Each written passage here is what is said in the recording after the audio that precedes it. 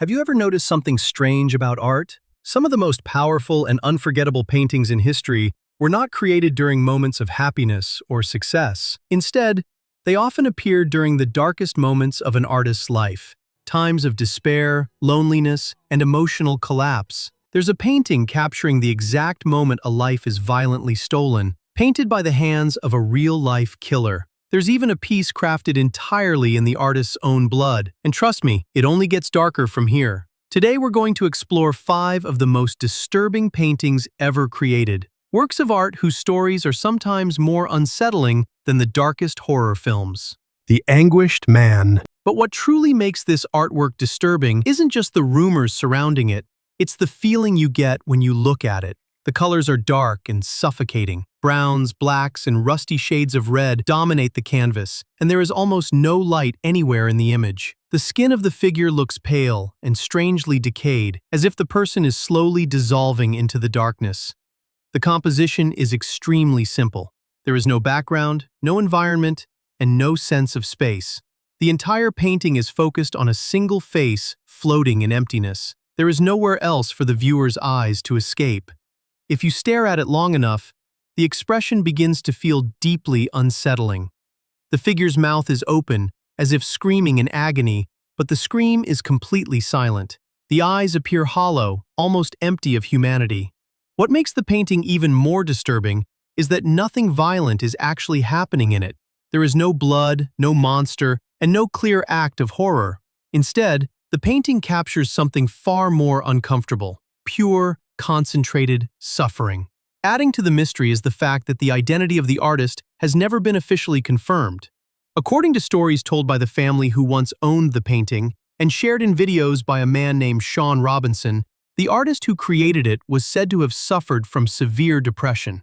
Some claim that he even mixed his own blood into the paint while working on the piece, and that he took his own life shortly after finishing it. Whether these stories are true or not remains unclear. However, the style of the painting strongly resembles Expressionism, an art movement where emotional distortion is more important than realistic accuracy. Regardless of the truth behind the legend, the psychological impact of the painting is undeniable, and it leaves viewers with a haunting question. If a person's suffering can be captured and frozen inside a painting, does that pain ever truly disappear?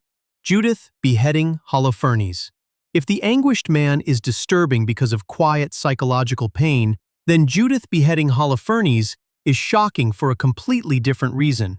The moment you see the painting, the first thing that stands out is raw, undeniable violence. But the scene is more than just brutality. It captures a single frozen moment where power, justice, fear, and morality collide. The background is almost completely black, swallowing the space around the characters. A dramatic beam of light cuts through the darkness, illuminating the 3 central figures in a technique known as chiaroscuro, where extreme contrast between light and shadow creates intense drama. In the center of the scene, the Assyrian general Holofernes lies on a bed as a sword cuts through his neck. Blood spills violently across the dark background, creating an immediate visual shock. To the left stands Judith, the woman responsible for the act. Behind her is an older servant who watches closely.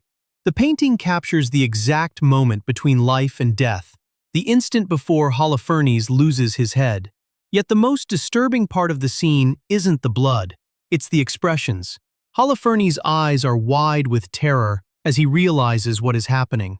Judith, on the other hand, doesn't look enraged or triumphant. Instead, she appears calm, focused, and almost reluctant, as if she understands the terrible weight of what she is doing.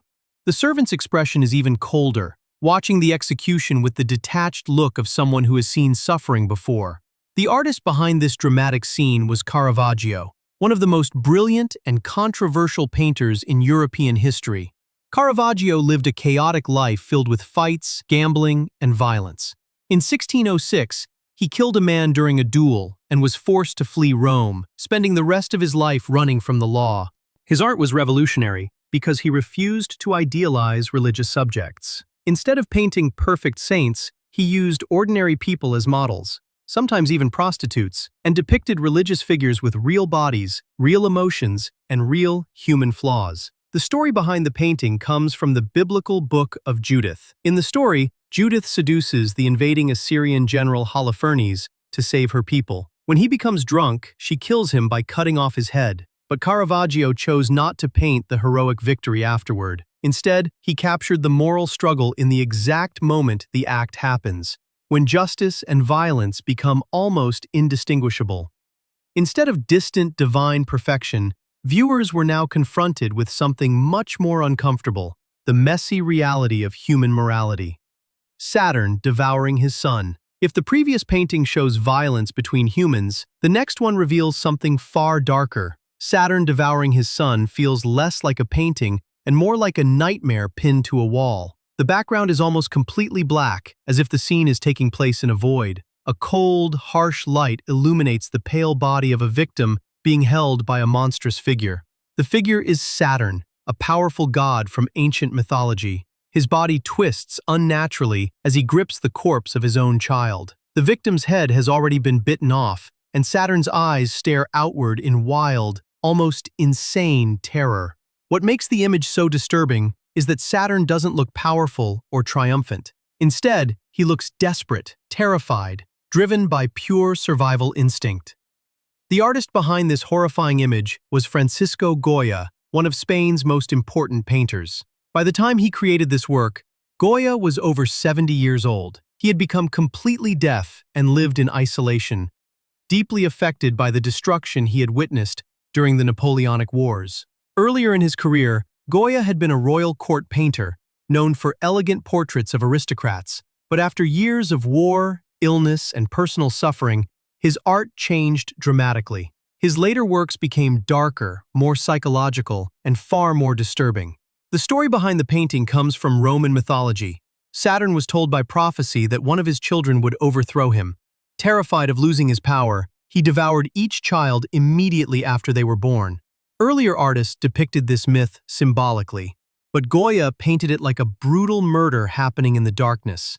Many historians believe the painting reflects deeper fears: fear of time, fear of death, and fear of humanity's capacity for cruelty. Some even interpret Saturn as a metaphor for tyrannical power destroying its own people, or for war consuming entire nations. There is no redemption, no hope, just a monstrous figure standing in the darkness, holding the body of his child, with an expression that almost seems to realize a horrifying truth: he has become the very thing he feared. Guernica. If Saturn devouring his son represents a personal nightmare, then Guernica represents the nightmare of an entire nation. Painted by Pablo Picasso, the massive artwork stretches more than 7 meters across, yet it contains no color at all. The entire painting is composed only of black, white, and shades of gray. There is no red blood, no blue sky, and no natural skin tones. The absence of color makes everything feel colder and more brutal. The composition itself is chaotic. A mother screams while holding her dead child. A horse writhes in agony after being pierced by a weapon. A woman burns in flames. Above them all, a single light bulb shines like a cold mechanical eye. There is no clear focal point, and the viewer's eyes are forced to move restlessly across the scene. The confusion and panic mirror the experience of war itself. The painting was created after the town of Guernica in Spain was bombed by German aircraft during the Spanish Civil War in 1937, killing hundreds of civilians. Picasso was living in Paris at the time. He did not witness the attack personally, but the news deeply affected him. In response, he created Guernica as a powerful protest against war and fascism. Picasso once famously said that painting is not meant simply to decorate apartments, it is a weapon. And Guernica became exactly that, one of the most powerful anti-war images ever created. Which painting impressed you the most?